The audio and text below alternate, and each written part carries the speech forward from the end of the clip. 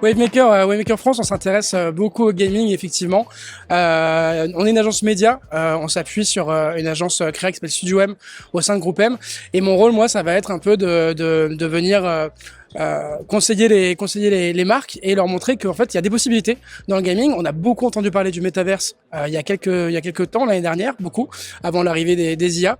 Et en fait, nous on est parti du principe que avant d'aller au métaverse, il y avait beaucoup de choses à faire, mais que les marques n'étaient pas forcément au courant. Et voilà, l'idée c'est un peu d'évangéliser tout ça. Une opération réussie, elle peut prendre plein de formes différentes. C'est ça qui est très chouette avec le gaming. Une opération réussie, ça peut être une campagne qui se passe en programmatique dans des jeux mobiles avec de l'interstitiel, avec de la vidéo, avec des bons résultats de taux de complétion vidéo. On peut imaginer par contre par exemple des choses beaucoup plus folles, comme des partenariats avec des équipes d'e-sport, mais également des partenariats avec certains jeux, des sponsorings à l'année, avec des événements liés au gaming. Bref, les potentiels ils sont quasi illimités. Et donc une réussite, ça va être des retombées positives, éviter de faire un bad buzz en voulant par exemple copier des codes qui ne seraient pas les siens.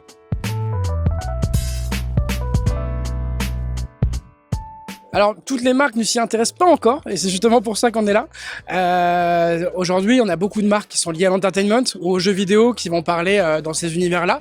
On voit qu'il y a de plus en plus de marques qui y arrivent, et puis je pense qu'un des meilleurs exemples, c'est sans doute les maisons de luxe, et le luxe en général, qui s'y intéressaient très vite, puisqu'ils ont vu qu'il y avait un potentiel de pop culture et qu'aujourd'hui le jeu vidéo c'était au même titre que le cinéma ou la musique vraiment quelque chose qui s'inscrit dans la pop culture et qu'il n'y a pas besoin d'être jeune ou d'être tendance pour être légitime dans ces univers.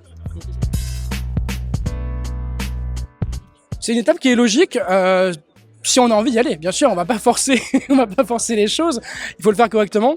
Il faut, comme je disais, épouser les codes et d'être bien accompagné par les agences, évidemment. Nous, on est là pour ça. On est là pour accompagner les annonceurs à y aller de la meilleure façon possible, dans les meilleurs environnements qui seront adaptés à la cible qu'ils choisissent, qu'ils souhaitent toucher. Mais en effet, il n'y a pas de raison qu'un annonceur food ne puisse pas y aller, un annonceur peu importe beauté ne puisse pas y aller. En fait, c'est ouvert à tout le monde.